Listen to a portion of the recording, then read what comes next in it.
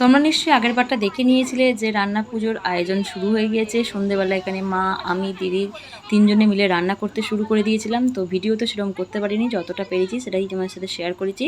তো এই ভিডিওটা যে পরের দিন মানে বিশ্বকর্মা পুজোর দিন এখানে আমার বোনঝির জন্মদিন ছিল।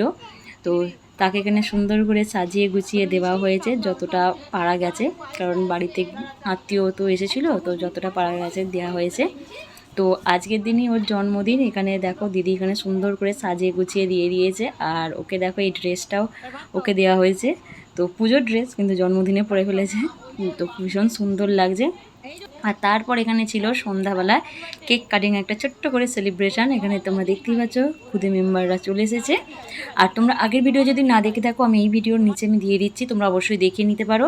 এখন তো ছোট্ট করে সেলিব্রেশন হচ্ছে এখানে 4 ভাই বোনে মিলে, আর এখানে এসাও তো রয়েছে, আর বাড়িতেই কেক নিয়ে আসা হয়েছিল, এইটাই একটু কেক কাটিং হচ্ছে তো সন্ধেবেলাতে।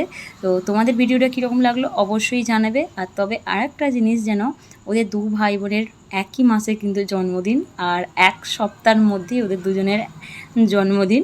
তো যাই হোক, ভিডিওটা কীরকম লাগলো অবশ্যই জানাবে। ভালো লাগলে একটা লাইক করতে ভুলো না, আর আগে ভিডিওগুলো যদি না দেখে থাকো অবশ্যই দেখে নিও। চলো আজকের মতো আসি, চলে আসবো একটা নতুন একটা ভিডিও নিয়ে।